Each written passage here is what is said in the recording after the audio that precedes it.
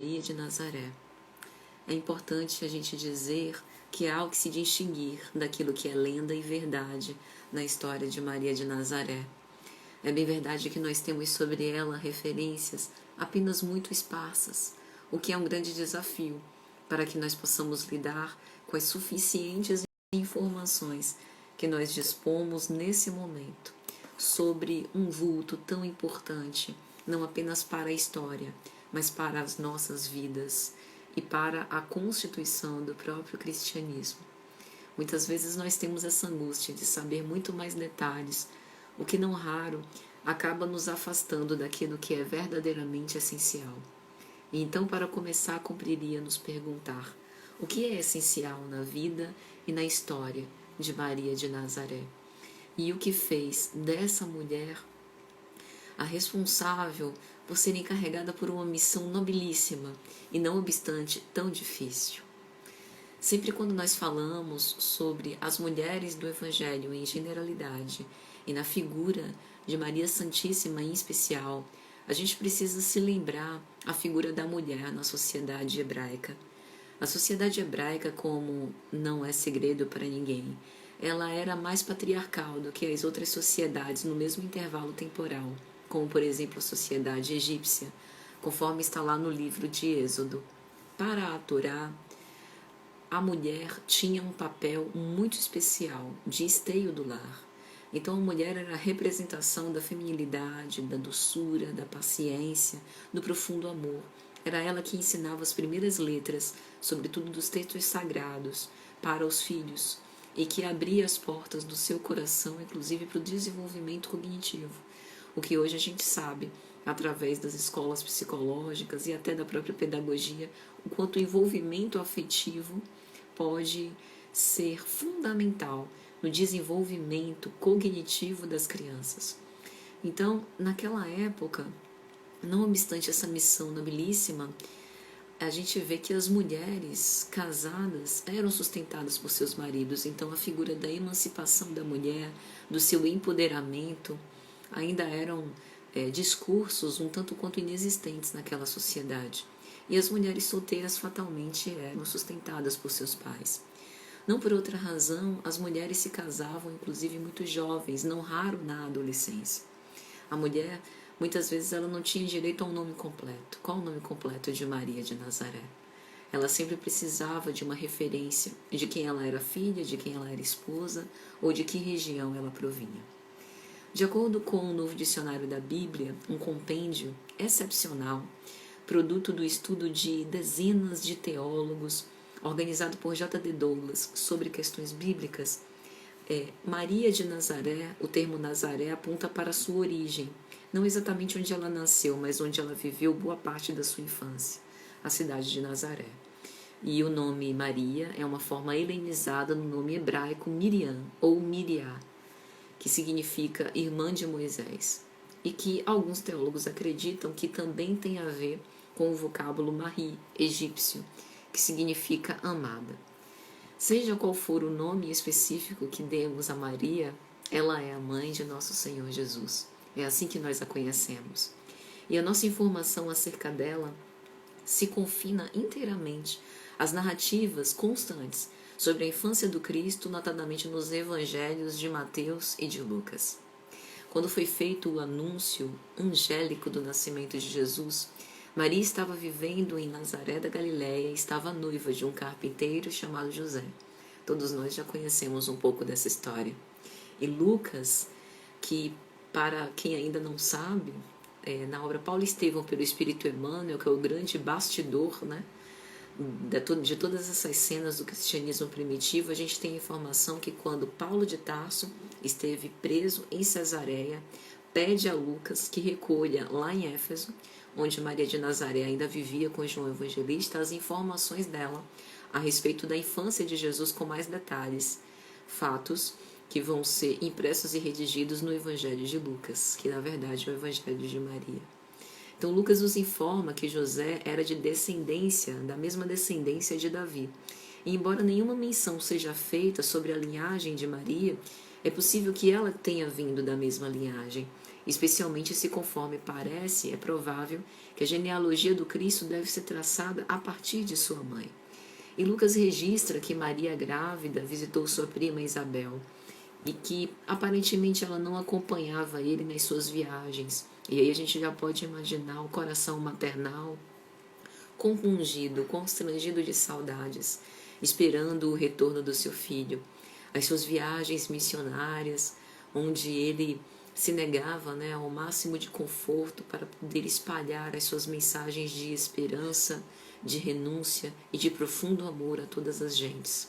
E ainda que ela não tivesse acompanhado diretamente em todas as viagens missionárias, nos lances mais importantes narrados pelos evangelistas, nós vemos a sua presença. A começar no casamento celebrado em Caná, quando há o primeiro grande milagre do Cristo, da transformação da água em vinho.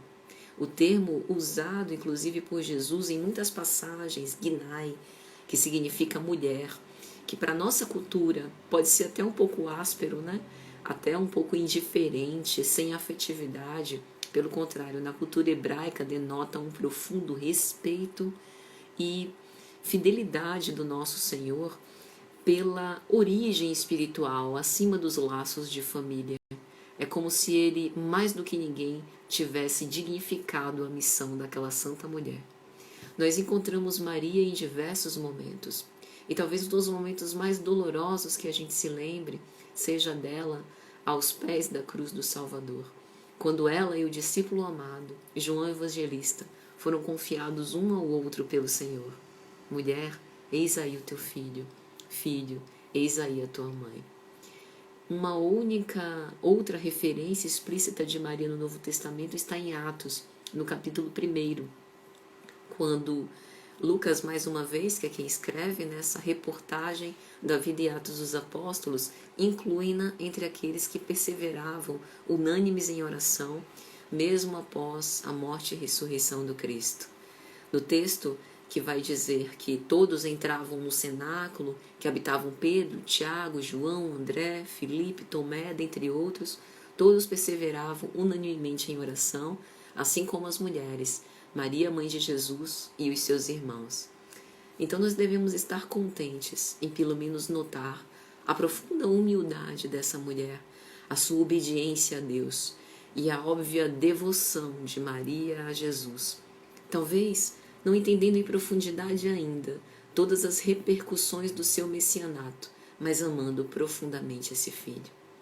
Maria de Nazaré, como vai dizer o Espírito Emmanuel na obra A Caminho da Luz, um livro excepcional psicografado por Chico Xavier, é uma personagem sublimada. Ela foi escolhida para desempenhar uma missão complexa e desafiadora de ser a mãe do Messias, Jesus Cristo, em sua encarnação missionária. E aí a gente começa a entender a dificuldade dessa missão.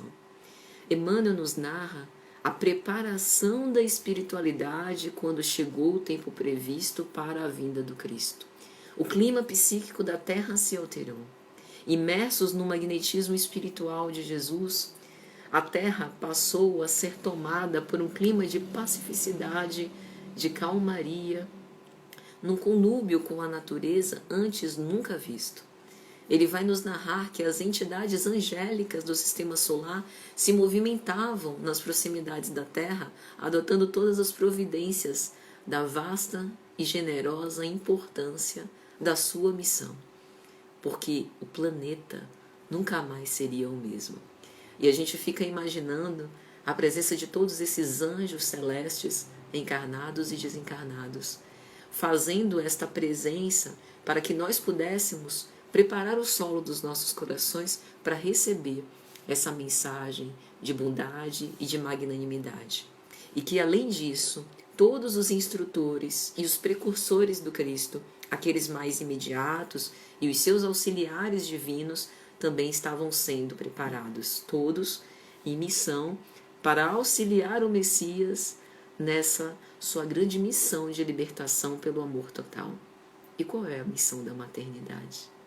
A missão de receber o Espírito que chega naquelas vestes muito singelas da infância mais pura e dar-lhe os primeiros encaminhamentos proteger-lhe de todos os riscos mais imediatos, satisfazer a sua fome, cuidar da sua saúde, para que nada de mal lhe aconteça e ele possa se desenvolver com naturalidade e espontaneidade até estar mais apoderado de si mesmo.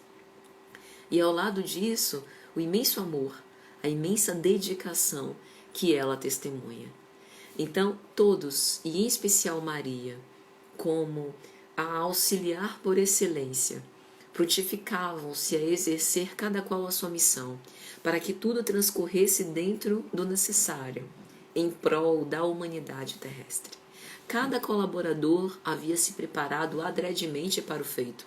A gente nem precisa falar sobre o planejamento dessas encarnações, conforme as determinações do alto e desse planejamento realizado. E coube justamente a ela um espírito amigo, dulcíssimo, muito meigo, que assumiu entre nós a identidade de Maria de Nazaré, essa tarefa magnânima, porém muito complexa, de ser a mãe de Jesus. E por que era tão difícil? Simplesmente porque ela conduziria ninguém menos do que o Messias, Jesus ainda menino, e conforme a tradição hebraica, a sua função, mulher como esteio do lar, mãe, aquela que dá os primeiros conhecimentos ao filho sobre o amor de Deus, até que ele pudesse pessoalmente conduzir toda a humanidade. Se a gente pensar por esse lado, o imenso conhecimento, a sabedoria e a vivência do amor máximo protagonizado por Jesus, nenhuma dificuldade no que tange ao ensino. Nós imaginamos a permeabilidade de Jesus, confirmando tudo que já sabia e poderia inclusive da sua condição mais ensinar do que aprender. Jesus sempre sábio, maleável, obediente, manso e pacífico desde o início da sua vida. Nós temos narrativas igualmente esparsas sobre a infância de Jesus. Algumas menções no próprio Evangelho de Lucas, outras na obra Boa Nova, pelo Espírito Humberto de Campos, e é muito bonito como Humberto de Campos vai narrar que ele, menino, conversava com as lavadeiras e muitas vezes se envolvia com aqueles que eram ladrões para dar-lhes ensinamentos morais, recordando de que eles também não estavam esquecidos pelo Pai. Consolava os aflitos, sendo apenas uma criança. Um espírito da sua altivez, da sua elevação moral, nas vestes infantis, mas já demonstrando desde muito cedo a sua profunda sabedoria. Mas sobre Maria, por outro lado, exatamente por isso, seria muito grande o seu testemunho de amor, porque ela seria responsável por imprimir naquele psiquismo infantil as marcas do acolhimento, da proteção, para mais tarde, ele, Jesus, o justo por excelência, exemplificar a caminhada pelas veredas do amor, da qual foi o principal agente e exemplo incontestável. E a gente imagina que justamente por causa da pureza do seu coração, justamente por causa dessa grande alegria de ajudar os necessitados, de ir ao contato das aflições, dos infortúnios ocultos, de não deixar que ninguém se afastasse da sua presença sem recolher algum bem, ao lado das grandes amizades e admirações, ele também teria muitos inimigos. Teria pessoas que o odiassem, teria pessoas que o perseguissem, que desejassem a sua morte. E ela, coração maternal, as mães talvez me entendam de um modo mais completo, coração maternal querendo protegê-lo de todos os infortúnios, livrá-los de todas as pedras do caminho, preservar a sua existência. Qual mãe não ama e não quer proteger o seu filho? A ela caberia suportar essa angústia, de deixá-lo ir para que ele pudesse cumprir o seu papel, de suportar todas as suas inquietações, de receber as influências diretas daqueles que eram chamados inimigos do Cordeiro quando ele já não mais estivesse, daqueles que em todos os tempos sempre houveram, contrários à mensagem do amor e da misericórdia do divino Rabi, não obstante todos os méritos e proteção espiritual que ambos desfrutavam. Então, essa exposição, essa profunda confiança em Deus, que desde muito jovem Maria protagonizou, a torna tão excelente e magnânima aos nossos olhos. justamente por conta dessa preparação que é mérito dela, é que nós vemos o seu vulto crescer e a importância que ela teve junto à missão do Cristo. Então a missão de Maria começa desde o plano espiritual, quando aceita fazer parte da equipe de Jesus até a consumação da sua concepção e do nascimento de Jesus na terra. Quando Maria era apenas uma adolescente e se encontrava entre seus 14 e 16 anos, em certa tarde, absorvida em suas tarefas diárias, e é interessante a gente notar o quanto os espíritos elevados têm um profundo amor ao trabalho, quando ela elevava aos céus, elevava a Deus os seus pensamentos, endereçando suas orações de agradecimento pela vida, pela família, composta pelo seu pai Joaquim e sua mãe Ana, que ela recebe a visita do anjo, conforme está narrado no primeiro capítulo de Lucas, versículos 28 a 33. Alegra-te, cheia de graça, o Senhor está contigo. Encontraste graça junto de Deus. Eis que conceberás no teu seio e dará luz a um filho, e o chamarás com o nome de Jesus. Ele será grande, ele será chamado Filho do Pai para sempre, e o seu reinado não terá fim. Estar cheia de graça implicava nada menos do que comungar com o Pai nessa grande missão, e que já reunia todas as condições para, no decorrer de sua vida, demonstrar toda a sua fortaleza moral e a sua fé inabalável nos desígnios supremos, que nós vemos ela sempre testemunhar. Maria, tão jovem no corpo, mas tão sábia e preparada em espírito, cumpriu sempre a vontade de Deus em todos os momentos, demonstrando absoluta coragem e confiança na providência divina. Tanto que, conforme está grafado no mesmo capítulo, versículo 38, ela responde à apresentação do anjo: Eu sou a serva do Senhor, faça-se em mim segundo a tua palavra. Impensáveis os sacrifícios e a grandiosidade da sua missão. Ela, ao contrário da maioria de nós talvez, não pede maiores explicações, não exige saber quais seriam as consequências pela sua missão, e nem mesmo o que ela iria ganhar por assumir tal tarefa. Ela simplesmente aceita, assumindo o enfrentamento de tudo que fosse necessário para levar a sua missão a contento, arrostando para isso todas as consequências. O nível de responsabilidade, é importante a gente ressaltar, assumido pelos pais de Jesus foi imenso, em especial de Maria de Nazaré, que se dedicou com profundo amor, carinho, compreensão, renúncia, àquele filho verdadeiramente celeste, que desempenharia a maior e a mais espinhosa e árdua missão entre os homens. Ela foi capaz de reconhecer e encantar-se com os milagres feitos por Jesus, com as suas curas, que naquela época não tínhamos a ciência espírita para explicar, com os ensinamentos de elevadíssimo teor moral do seu filho, sem se envaidecer. E trazendo um pouco para a nossa sociedade de hoje, do século XXI, uma sociedade tão feita dentro das relações familiares, pela intervenção das mídias sociais, o quanto a presença desses dispositivos eletrônicos fazem parte da criação dos filhos, estão no nosso dia a dia, no seio das famílias, né? E o quanto que a nossa sociedade de hoje é uma sociedade escópica, aquela que cultua o ver, o prazer em ver e ser visto. O quanto que a gente tem essa fragilidade de querer aparentar, aparecer, para estar em evidência e ser reconhecido. Imagine quantos de nós, percebendo a singularidade e as maravilhas do nosso filho, talvez não criássemos um modo de torná-lo em destaque, torná-lo famoso. Criaríamos talvez um canal no YouTube, um perfil no Instagram, para publicizar e dar larga repercussão a esses feitos extraordinários, talvez até buscando patrocínios, como ocorre hoje com milhares de infâncias roubadas. Mas Maria não tinha essas vacuidades, vaidades. Ela entendia a profundidade do significado daquele filho do Altíssimo nascido pelo seu ventre. Ela percebia o poder consolador e curador, a transformação que ele operava na vida das pessoas, como operou na sua própria vida.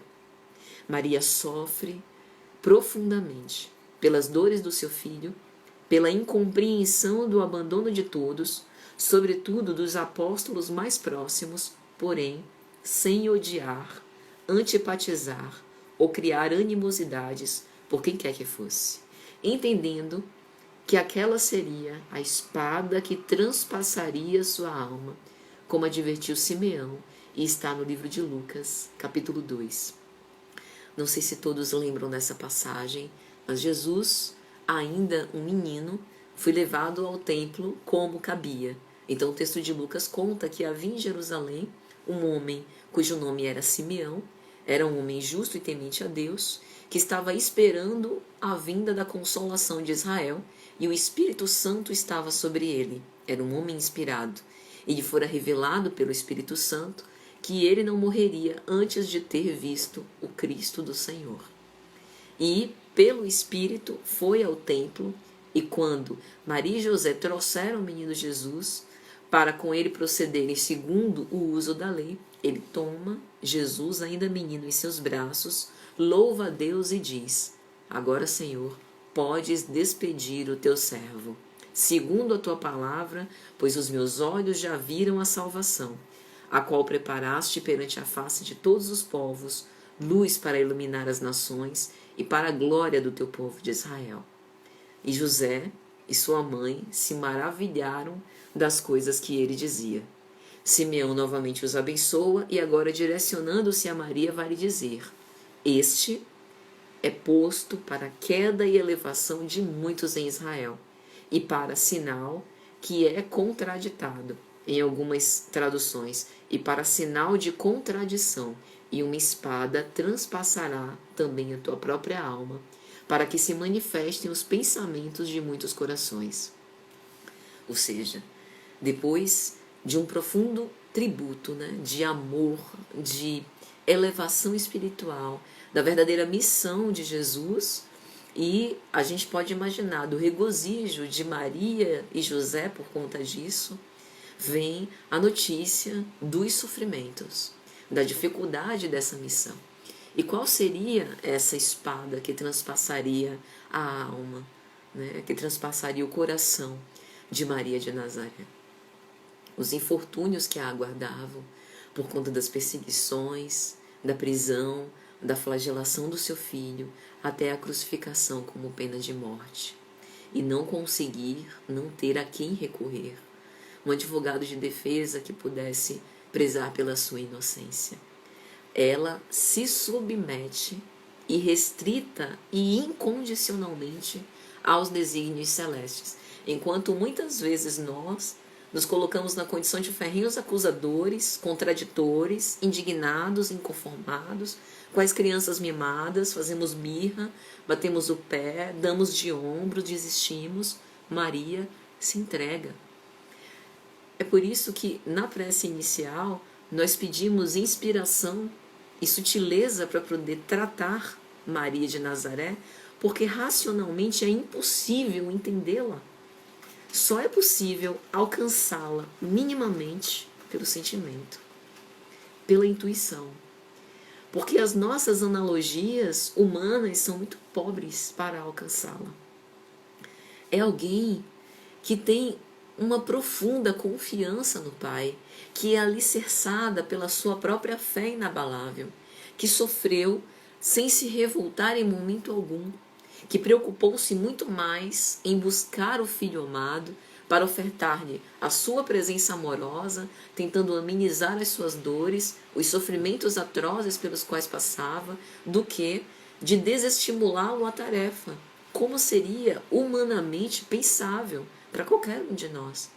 Imaginemos que a gente observa que o nosso filho, ingênuo, talvez, puro de coração, que só trata as pessoas muito bem, que ajuda a todos que ele encontra no caminho, que apresenta uma comunhão indistinta com o Pai, e aquilo favorece a reanimação dos que estão desalentados, o levante e o retomar da dignidade aos caídos, aqueles que eram coxos e cegos que são curados, e a gente observa que o clima de animosidade em relação a ele só aumenta, que ao contrário dele ser aclamado e ter os melhores lugares, ele na verdade é por vezes rejeitado por aqueles que têm o poder nas mãos, por aqueles que são representantes das letras, pelos doutores da lei, fariseus, que muitas vezes perseguiram de uma forma mais ferrenha, mais cruel ao Cristo.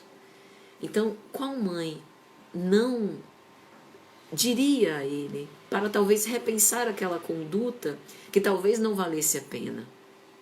É humanamente possível da gente imaginar, mas não Maria de Nazaré.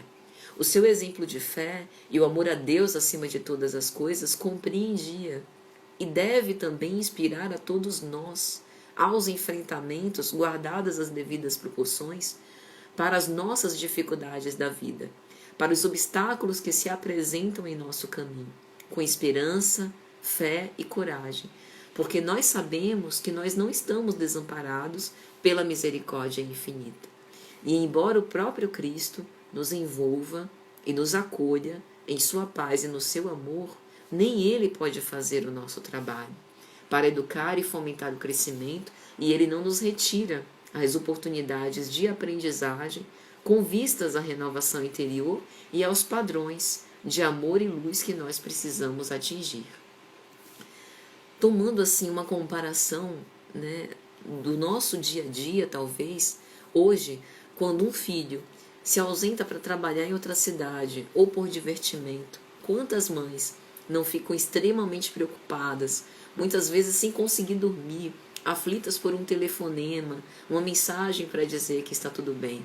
Aí a gente pode pensar de forma superlativa as preocupações da mãe de Jesus, que, investida da sua elevada missão, precisa suportar essa angústia, porque Jesus, também com a sua missão, partia nessas viagens missionárias no sentido de pregar a palavra de Deus e dar esse exemplo vivo do Evangelho Redentor que ficaria para sempre marcado na terra.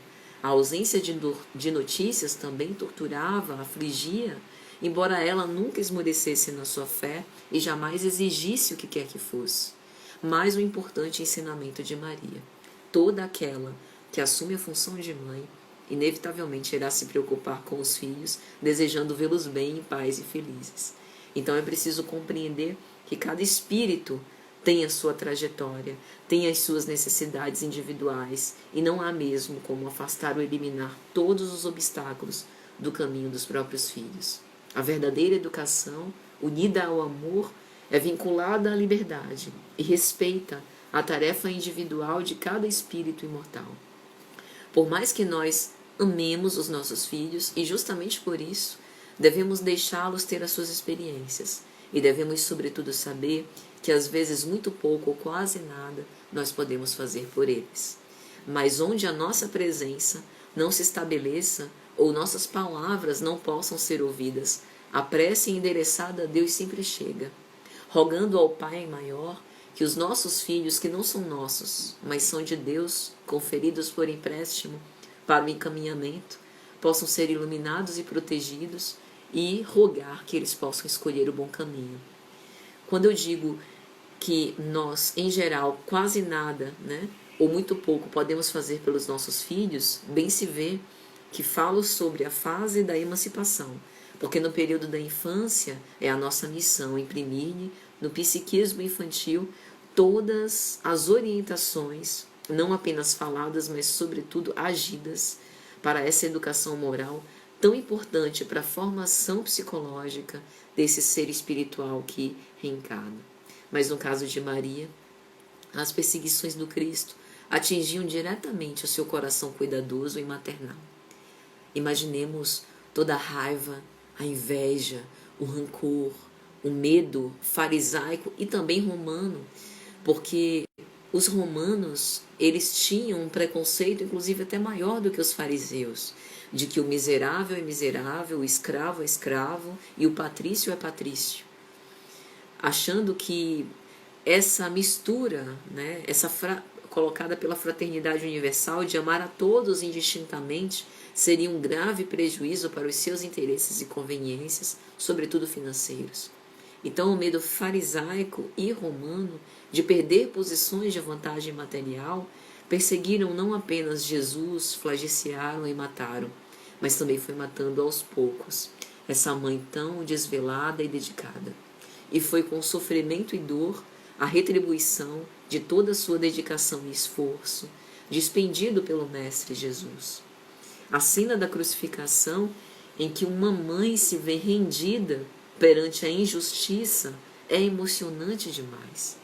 E Humberto de Campos, na obra Boa Nova, no capítulo de número 30, intitulado Maria, vai narrar que junto da cruz, o vulto agoniado de Maria produzia uma dolorosa e indelével impressão. Ela estava com um pensamento ansioso e torturado, os olhos fixados no madeiro das perfídias humanas. A ternura materna regredia ao passado em amarguradas recordações, lembrando da infância de Jesus e do quanto que foi feliz a vivência com seu filho. Mas ali agora ela estava, na hora extrema, perante o seu filho bem-amado. E se a gente pudesse, mesmo com todas as dificuldades do nosso atual estágio de imperfeição, se colocar por um minuto sequer na condição dessa mulher, imaginemos que aflição você ter o seu único filho inocente, que você sabe que todas aquelas impugnações eram falsas, eram pretextos para poder aniquilar a força da sua ideia, achando que aniquilariam a força do Evangelho, matando o homem, sem poder ter a quem recorrer. E em meio de algumas mulheres compadecidas que ficavam em derredor, que lhe acompanhavam nesse angustioso transe, Maria reparou que naquele momento tão grave para a sua vida, alguém lhe pousava as mãos muito de leve nos ombros. A figura de uma adolescente, a figura de João, que vem sendo toda a pusilanimidade criminosa em que haviam mergulhado os demais companheiros que haviam debandado, lhe estendia naquele momento os braços amorosos e reconhecidos. João Evangelista dava a Maria o abraço que o seu filho crucificado não poderia dar. Envolvia-o nos braços pequeninos, apertando-a junto ao peito, para que fosse ali o seu arrimo naquele momento difícil. Ele não poderia tirar Jesus da cruz, mas poderia amá-la como seu filho. E silenciosamente, o filho de Zebedeu, João, abraçou-se àquele triturado coração maternal. E Maria se deixa enlaçar pelo discípulo querido e ambos, aos pés do madeiro, num gesto de súplica, buscam ansiosamente a luz daqueles olhos quase apagados do Cristo, daqueles olhos misericordiosos no cúmulo dos seus tormentos.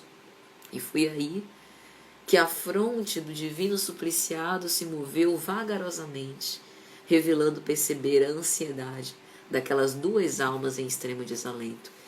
Dá para a gente imaginar isso? Jesus na cruz, os tormentos imensos, sai da sua dor para consolar aquela que é a sua mãe, aquela que estava angustiada pela sua angústia.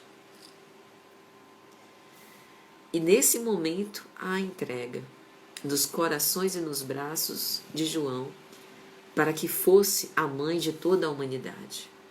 E depois daquela separação dos discípulos, que foram dispersados por lugares diferentes, para a difusão da Boa Nova, Maria se retira para Betaneia, onde tinha alguns parentes, os anos começam a rolar, a saudade profunda no seu coração, e é nessa época que João, tendo presente as observações que o Mestre lhe fizera na cruz, filho, eis aí a tua mãe, surgiu na Betaneia, oferecendo a ela, aquele espírito saudoso, o refúgio da sua proteção. E os dois partem juntos para se internar em Éfeso, numa casinha muito humilde. Essa casa, ao cabo de poucas semanas, se transforma num ponto de assembleias adoráveis, em que as recordações do Messias eram cultuadas por espíritos muito humildes e sinceros. Maria havia repartido o amor ao seu filho a todos os passantes por aquele lugar. Ela enviava o olhar amoroso da sua bondade, deixando transparecer toda a sua dedicação enternecida pelo seu espírito maternal, e sempre repetia: isso também passa. Só o reino de Deus é bastante forte para nunca passar de nossas almas, como uma eterna realização do amor celestial. Então ali foram diversos anos atendendo aos desamparados da sorte que deviam buscar as bênçãos e um amparo materno. E a esses que chegavam de todas as regiões, ela sempre estendia os braços amorosos para ampará-los. Do plano espiritual, Maria, ainda hoje, continua com sua difícil missão, cuidando de todos os desamparados da humanidade e, especialmente, aqueles que, por sua decisão própria, resolveram abreviar a sua vida pelas vias do suicídio, como é citado na obra Memórias de um Suicida, de Camilo Castelo Branco ou Camilo Cândido Botelho, pela psicografia de Ivone do Amaral Pereira, que ela tem uma corte de discípulos que ajudam no resgate, no restabelecimento e no acolhimento tão importante para os suicidas. Maria de Nazaré, com a sua fraternidade, composta por esses espíritos de elevada hierarquia, recebem, amparam e encaminham a todos, que nos deixamos levar pelas dúvidas e desesperança do que pela fé de Deus, demonstrando ela que ninguém está desamparado do seu amor de mãe. Então, meus amigos, já caminhando para o final, eu gostaria de recordar que essa difícil missão de Maria, um espírito, um vaso escolhido, um espírito tão amoroso e profundo, né? Em suas demonstrações de amor e de confiança, ela nos ensina todos os dias que onde quer que a gente esteja, independente da nossa condição de órfãos, de desamparados, de desanimados, de esquecidos da bondade divina, se nós quisermos, poderemos sempre elevar os nossos pensamentos a ela e direcioná-la às suas súplicas, para que possamos nos sentir um pouco mais refeitos. E para finalizar, gostaria aqui de recitar um poema intitulado Ave Maria, do espírito Amaral Ornelas, psicografado por Chico Xavier, que está na obra Parnaso de Além Túmulo. Ave Maria, Senhora do amor que ampara e redime, ai do mundo, se não for a vossa missão tão sublime. Cheia de graça e bondade, é por vós que conhecemos a eterna revelação da vida em seus dons supremos. O Senhor é sempre convosco, mensageira da ternura, providência dos que choram nas sombras da desventura. Bendita sois vós, Rainha, estrela da humanidade, rosa mística da fé, lírio puro da humildade. Entre as mulheres, sois vós, a mãe das mães desvalidas, nossa porta de esperança e anjo das nossas vidas. Bendito o fruto imortal da vossa missão de luz, desde a paz da manjedoura, as dores além da cruz. Assim seja para sempre, ó Divina Soberana, refúgio dos que padecem nas dores da luta humana. Ave Maria, Senhora do amor que ampara e redime, ai do mundo se não for a vossa missão sublime. Boa noite a todos, meus amigos.